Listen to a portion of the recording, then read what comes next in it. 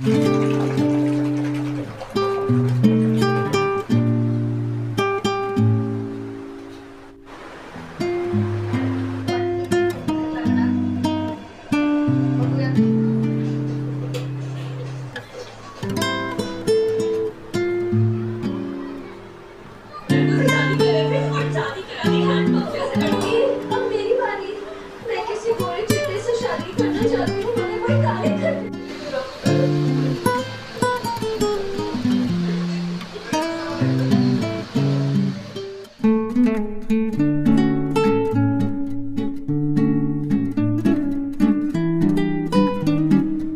Friends, कसे आहात तुम्ही?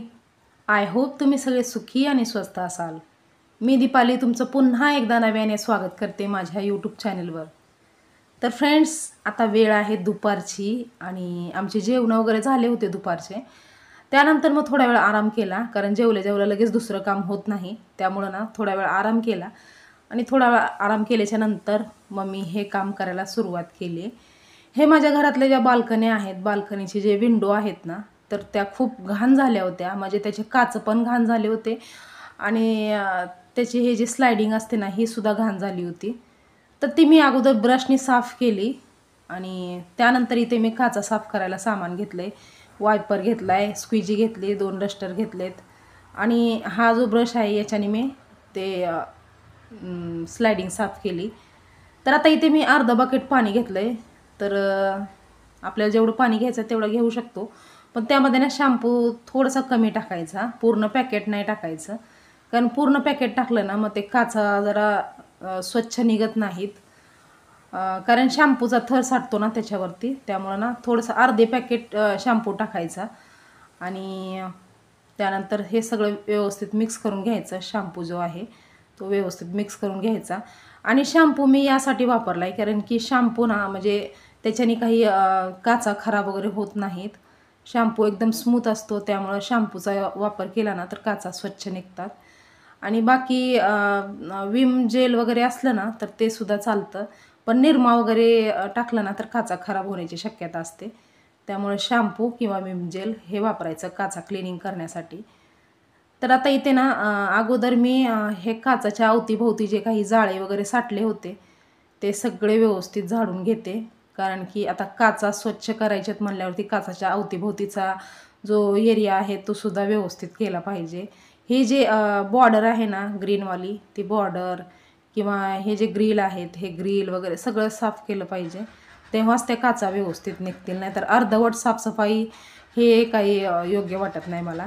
तर मी आतून बाहेरून दोन्ही बाजूनी काचा सगळ्या झाडून घेतल्या. काचाच्या अवतीभोवती जे काही छोटे छोटे कॉबॅब झाले होते ते झाडून घेतले आणि त्यानंतर आता मी काचा क्लीन करायला सुरुवात करते.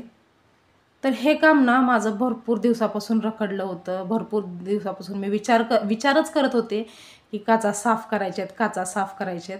पण ते त्याला काही मुहूर्त लागत नव्हता आणि काय ते काम भरपूर दिवसापासून पेंडिंगच राहिलं होतं. जवळजवळ मी ना आता 1 ते 1.5 महिना झाला असेल मी ह्या काचा वगैरे काही साफ केल्या नव्हत्या. त्यामुळे याच्यानं त्या ग्रिलमध्ये वगैरे ना भरपूर कचरा साठला होता आणि काचासुद्धा म्हणजे जास्तीत जास्त आमच्या घरामध्ये तर नाही वैभवचे जे हाताचे छापे असतात ना ते भरपूर या काचावरती उमटलेले होते. कारण तो मातीत वगैरे खेळून येतो आणि तसंच ते काचाला हात वगैरे लावतो. त्यामुळं ना भरपूर काचा खराब झाल्या होत्या. तर आज फायनली मी मनाशी ठरवलंच, कारण की हे काम ना भरपूर दिवसापासून पेंडिंग होतं. तर हे आज करून घ्यायचं म्हणजे घ्यायचं आणि मनाशी ठरवलं. त्यानंतर मग स्टार्ट केलं. आणि जेव्हा आपण एखादं काम स्टार्ट करतो ना तेव्हा ते आपोआप होतच राहतं. त्याला काही म्हणजे आळस वगैरे येत नाही ते काम करायचा. पण जोपर्यंत आपण स्टार्ट करत नाही ना तोपर्यंत मात्र खूप आळस येतो. काही ना काहीतरी बहाणे असतातच आपल्याकडे. म्हणजे आज असू दे, आज डोकं दुखतंय, आज हे दुखतंय, आज ते दुखतंय, आज काही ना काहीतरी आपल्याकडे बहाणे, भरपूर लिस्ट असते बहाण्यांची. पण थोडेसे ते बहाणे जर आपण साईडला काढून ठेवले आणि मनाशी ठाम निश्चय केला की नाही मला हे काम आज करायचंच आहे, असा जर ठाम निश्चय केला ना तर ते काम नक्की होतं. आणि जर आपण जर मनाशी असं ठरवलं ना की नाही नाही आज राहू दे उद्या करेन, तर ते काम ना उद्या कधी आपल्याला उजळत नाही. जवळजवळ दीड महिना झालं आता माझा हेच असं एक एक दिवस असं पुढं ढकलत चालले होते मी, की आज नाही उद्या, आज नाही उद्या. म्हणजे प्रत्येक दिवशी आपल्याकडे काही ना काहीतरी काम असतं आणि ते काम पूर्ण करण्यामध्ये आपण जे ठरवलेलं काम असतं ना ते बाजूलाच राहून जातं. त्यामुळं ना जे आपण ठरवलेलं काम आहे ना ते सुद्धा ठामपणे पूर्ण करण्याचा प्रयत्न करावाच लागतो आपल्याला. नाहीतर मग फक्त मनाशी ठरवून नाही जमत, की बाबा हे आज करायचं आहे मला. तर ते करायचं आहे असं नाही, तर आत्ता केलंच पाहिजे हे ठरवलं पाहिजे. तेव्हाच कुठेतरी आपली कामं झाली तर झाली, नाहीतर मग समजा की ती कामंसुद्धा पेंडिंग राहिली. आणि मी जेव्हा हे घर नवीन घेतलं होतं ना तेव्हाच मी हे ग्लास क्लिनिंगचा सेट पण घेतला होता. म्हणजे हे स्क्विजी आणि वायपर हे सगळं मी घेतलं होतं, कारण की मी घराचे जे हे मोठे मोठे ग्लास बघितले होते ना तेव्हाच मी मनाशी ठरवलं आणि पटकन ग्लास क्लिनिंगचा सेट घेतला होता. आणि जर तुमच्याकडं हे ग्लास क्लिनिंगचा सेट नसेल ना, तसं तर नॉर्मली आपल्याला जिथं क्लिनिंगचं सामान भेटतं ना तिथे हे सेट भेटतो. पण जर तुमच्याकडे नसेल ना तर तुम्ही घरामध्ये ते 10-15 रुपयाचं ते स्पंज घ्यायचा आणि ते स्पंज पाण्यामध्ये बुडवून त्याच्याने ग्लास स्क्रब करायचा आणि त्यानंतर किचन वायपर जे असतं ना त्याच्याने ग्लास क्लीन करायचा. तर अशा प्रकारे सुद्धा आपण ग्लास क्लिनिंग करू शकतो, म्हणजे सोप्या पद्धतीने. दोन्ही पण पद्धती सोप्या आहेत. जर सेट घेतला ना हे ग्लास क्लिनिंगचा तर ते एकदम योग्य आहे. त्याच्याने तर एकदम स्वच्छ असं ग्लास निघतात. पण आपल्याकडे जर नसेलच तर मग पर्यायी ते असतं की स्पंज घ्यायचा, स्पंज पाण्यात बुडवायचा आणि त्यानंतर त्याच्याने ग्लास पूर्ण असं स्क्रब करून घ्यायचा आणि त्यानंतर किचन वायपरने ते पाणी पूर्ण खिचून घ्यायचं.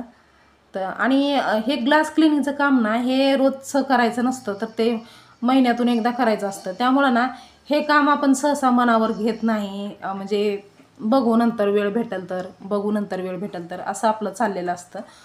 पण वेळ काही आपल्याला भेटत नसतो लवकर. त्यामुळं ना अशी कामं करायला थोडंसं मनावर घ्यावंच लागतं, तेव्हा अशी कामं होतात. आणि आता घराचे पूर्ण ग्लास क्लिनिंग झाले माझे. म्हणजे घरातल्या तिन्ही बाल्कनीच्या ज्या विंडो होत्या त्या पूर्ण क्लीन करून घेतल्या मी. त्याची काचा वगैरे सगळे क्लीन केले आणि त्यानंतर मग आता वेळ झालेली आहे संध्याकाळच्या 4 वाजले आहेत. तर 4 वाजलेले आहेत तर मी ते ना वैभवनी कैऱ्या आणल्या होत्या. त्याच्या मित्राची काहीतरी बाग आहे, तर त्याच्यामध्ये कैऱ्या भेटतात. तर तिथून वैभवनं कैऱ्या आणल्या होत्या. तर त्याची आज ना मी चटणी बनवणार आहे. कारण की असं डायरेक्टली जर कैरी आपण खायला गेलं ना तर कोणाला सहन होतं, कोणाला होत नाही. तर ना कैरी डायरेक्टली खाल्ली तर मग कोणाकोणाला तर तापसुद्धा येऊ शकतो आणि खोकला वगैरे पण होऊ शकतो. त्यामुळं ना मी एक अशा प्रकारची एक चटणी बनवून ठेवते. तर ती चटणी ना सगळेजण खाऊ शकतात आणि जेवताना वगैरे ती चटणी ना म्हणजे अगदी भाकरीसोबत सुद्धा ती चटणी नुसती खाऊ शकतो आपण. एवढी टेस्टी ती चटणी बनते. आणि कैरी म्हणलं की सगळ्यांच्या तोंडाला पाणी सुटतंच. त्यामुळं तुमच्या पण नक्की तोंडाला पाणी सुटलं असेल कैरीला बघून. तर एन्जॉय करा आता. म्हणजे झालेच आहे आता, उन्हाळ्याचे दिवस चालू झालेले आहेत तेव्हा आता कैऱ्या भेटायला चालूच होतात सगळीकडं. तेव्हा तुम्ही पण एकदा म्हणजे मी जशी चटणी बनवणार आहे ना तशी चटणी बनवून बघा. खूप छान लागते आणि फॅमिलीमधले ना म्हणजे लहान मुलंसुद्धा ती चटणी खाऊ शकतात. एवढी छान आणि टेस्टी बनते ती चटणी आणि त्याच्यामुळे ना खोकला वगैरे असं काही होत नाही कोणालाच. तर नाही ते मी छोट्या छोट्या कैऱ्या होत्या तर त्याचे ना अगोदर वरची जे काही हिरवंवाली साल होती ना ती मी अगोदर चाकूने काढून घेतली आणि त्यानंतर त्याचे ना बारीक तुकडे केले. म्हणजे जे कैऱ्याच्या मधले जे हे होतं ना कोय कोय, तर ती कोय मी काढून टाकली आणि त्यानंतर जे काही उरलेली कैरी होती त्याचे ना बारीक तुकडे करून घेतले. आणि जास्ती पण बारीक तुकडे करायची गरज नाही, कारण हे आपल्याला सगळं मिक्सरमध्ये वाटायचं आहे. तर इथे बघा, म्हणजे जसं आपण भाजीसाठी बटाटे वगैरे कापतो ना तशा प्रकारचे मी इथे तुकडे करून घेतलेत. तर आता इथे सगळ्यात अगोदर मी हे वाटून घेणार आहे आणि फक्त याला फक्त वाटायचंच फक्त असतं, दुसरं काही नसतं ह्या चटणीमध्ये. आणि हा जो माझा मिक्सर आहे ना याचा एकच प्रॉब्लेम आहे की याला ना वायर अडकावायला याला काही दुसरं काही दिले नाही. बाकी जुना जो मिक्सर होता त्याला वायर वगैरे अडकवण्यासाठी एक असायचा एक पॅरेग्राफ. पण याच्यात ना वायर अडकवण्यासाठी काहीच नाही, त्यामुळे ना वायरचा नेहमी घोटाळा होत राहतो. तर आता इथे मी मोठं जार घेतलं आहे आणि अगोदरच मी ना शेंगदाणे भाजून वाटलेले आहेत. तर म्हणजे शेंगदाण्याचं कूट केलं आहे. तर इथे बघा हा जो स्टीलचा डबा दिसतोय ना ताटामध्ये त्याच्यामध्ये शेंगदाण्याचं कूट आहे. तर मी आत्ताच ते शेंगदाण्याचं कूट बनवलं होतं. तर त्याच जारमध्ये आता मी हे जे कैरी कापली होती ना त्याचे कैरीचे तुकडे टाकून घेते आणि त्याच्यामध्ये ना थोडासा लसूण टाकते. म्हणजे जवळजवळ 8 ते 10 पाकळ्या लसूण आहेत. आणि त्यानंतर इथं नाही नाही म्हणता 3 ते 4 टेबलस्पून शेंगदाण्याचं कूट टाकलं आहे मी. आणि तुम्हाला जर म्हणजे शेंगदाण्याचं कूट नसेल तर तुम्ही अख्खे शेंगदाणेसुद्धा टाकू शकता भाजलेले. आणि किचनवरती जेवढा काही पसारा होतो तो मी एक एक एक एक काढतच राहते आणि वॉश बेसिनमध्ये टाकत राहते. कारण की जास्ती अडचण किचनवरती असली ना तर ते खूप घाण दिसतं. तर आता इथे मी ना चवीपुरतं मीठ पण टाकणार आहे. म्हणजे अगोदर काय टाकलं सुरुवातीला कैरी, त्यानंतर शेंगदाण्याचं कूट टाकलं आणि त्यानंतर चवीपुरतं मीठ टाकलं.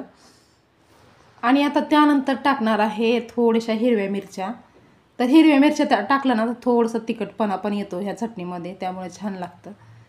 आणि याच्यामध्ये ना काही काही जण ना हळद पण टाकतात. तर हळद पण टाकली तर चालते, पण मी तर अशीच करते, हळद वगैरे टाकत नाही मी. तर हे सगळं जे आहे ना म्हणजे कैरी, शेंगदाण्याचं कूट, चवीपुरतं मीठ आणि मिरच्या, हे सगळं ना सगळं एकत्र करून मिक्सचरमध्ये वाटून घ्यायचं आहे. आणि हे ना एकदम होत नाही बारीक, कारण की आपण याच्यामध्ये काही पाणी वगैरे टाकत नाही, त्यामुळं ना हे डायरेक्टली बारीक होत नाही. त्यामुळं ना याला थोडं थोडं थांबवून थांबवून पुन्हा चमच्यानी थोडंसं हलवून असं ना मिक्सरमध्ये वाटून घ्यायचं आहे. आणि थोडंसं आबडधोबड राहिलं तरी चांगलं लागतं, पण जास्ती पण नाही, थोडंसं कुठंतरी. एकदम पेस्ट मऊ बनवण्यापेक्षा थोडंसं आबडधोबड ठेवायचं, त्याच्याने थोडंसं टेस्ट लागतं. तर आता इथे ही चटणी जी आहे ती वाटून झालेली आहे आणि ती मी एका वाटीमध्ये काढून घेते. आणि बस झाली, आता याच्यावरती दुसरं काहीच करायची गरज नाही. आपली कैरीची चटणी तयार झाली. आणि ही चटणी ना जेवताना सोबत खाल्लं ना तर खूप टेस्ट लागते. एकदा नक्की करून बघा, कारण की आता उन्हाळ्याचे दिवस चालू आहेत, त्यामुळं आता आंब्याचे आणि कैरीचे दिवस सुरुवात झालेली आहे. त्यामुळं तुम्ही पण एकदा नक्की ट्राय करून बघा. आणि त्यानंतर मी ते मधला काही व्हिडिओ मी म्हणजे शूट केला नाही. म्हणजे त्यानंतर मी डाळ भात बनवलं, भाजी बनवली वांगा बटाट्याची, आणि तो काही व्हिडिओ मी शूट केला नाही, कारण की थोडंसं कामं घाईघाईमध्ये करत होती आणि सोबत मुलांचा अभ्यास पण चालू होता. तर त्यांना बोलत बोलतच माझी कामं म्हणजे डाळ भात बनवलं आणि भाजी वगैरे बनवली आणि कैरीची चटणी वगैरे बनवली. तर आता इथे राहिल्या होत्या फक्त आता भाकरी टाकायच्या, आणि भाकरी टाकलं की मग फायनली माझा स्वयंपाक झाला. तर फ्रेंड्स, आजच्या व्हिडिओमध्ये ना म्हणजे सांगायचं तात्पर्य एवढंच होतं की जेव्हा दुपारचा टाईम असतो ना तर त्या टायमाला ना आपण जास्तीत जास्त फ्री असतो. म्हणजे तो टाईम आपला आराम करण्याचा पण असतो आणि थोडंसं रिलॅक्स करण्याचा पण असतो. पण त्याचसोबत जर आपण एखादं जर असं रोजचं काम एखादं जर केलं ना तर आपल्याला जास्ती कामाचा लोड पण पडत नाही, आपलं घर पण स्वच्छ दिसतं. आणि आता हेच काम बघा ना, म्हणजे ग्लास क्लिनिंगचं काम जे आहे ना ते भरपूर दिवसापासून पेंडिंग होतं. आणि नेमका हॉलमधला ग्लास जो होता ना तो तर खूप घाण झाला होता. तर असं एखादं कोणी जर आपल्या घरी आलं ना तर ते खूप खराब वाटतं ना. ते काचा खराब जर दिसल्या तर, काचा किंवा घरामध्ये दुसरं काही आपण खराब दिसलं ना तर पाहुण्यांचं लक्ष बरोबर तिथं जातच जातं. जिथं म्हणजे घाण असते, जिथं खराब झालेलं असतं, जे आपण ठरवलेलं असतं की बाबा आज नाही उद्या करू, आज नाही उद्या करू ते काम, तर ते काम भरपूर दिवसापासून पेंडिंग राहिलेलं असतं आणि ते पेंडिंग राहिल्यामुळं ना ते अजूनच जास्ती घाण झालेलं असतं. त्यामुळं ना तिथे मात्र पाहुण्यांचं बरोबर लक्ष जातं आणि तेव्हा ना आपल्या मनाला सुद्धा कुठंतरी वाटतं की शेट, आज करायला पाहिजे होतं हे काम, पाहुणे आले आणि आपली फजिती झाली त्यांच्यासमोर, असं कुठेतरी ना मनाला बेकार वाटतं. त्यामुळं ना अशी वेळ आपल्यावरती येऊ नये, त्यासाठी ना जे काम भरपूर दिवसापासून पेंडिंग आहे आणि आपण ठरवतोय की उद्या करायचं उद्या करायचं, तर ते काम आजच करा, हे एवढं सांगायचं होतं आजच्या व्हिडिओमध्ये.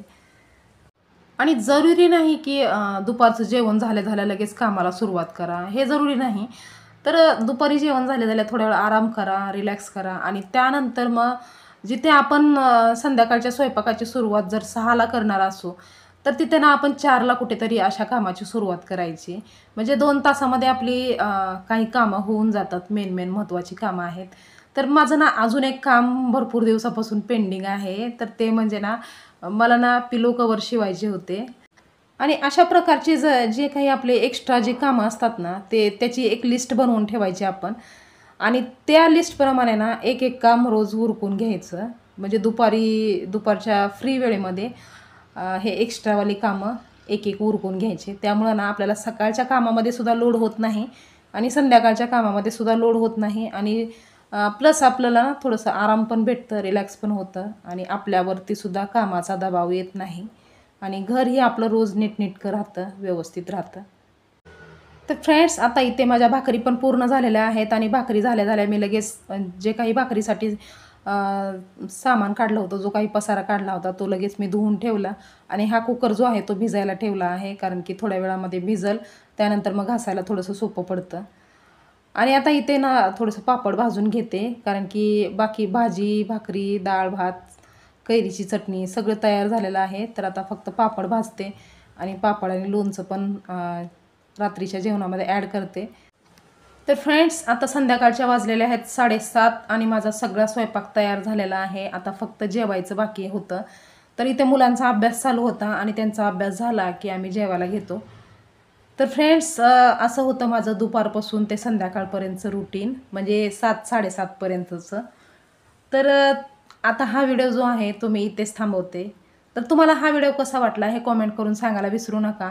व्हिडिओ जर आवडला असेल तर लाईक करा, शेअर करा आणि चॅनेलवर जर नवीन असाल तर चॅनेलला सबस्क्राईब करायला विसरू नका. तर पुन्हा लवकरच भेटूया आपण नवीन एका छानशा ब्लॉगमध्ये. तोपर्यंत स्वस्त रहा आणि मस्त रहा. बाय.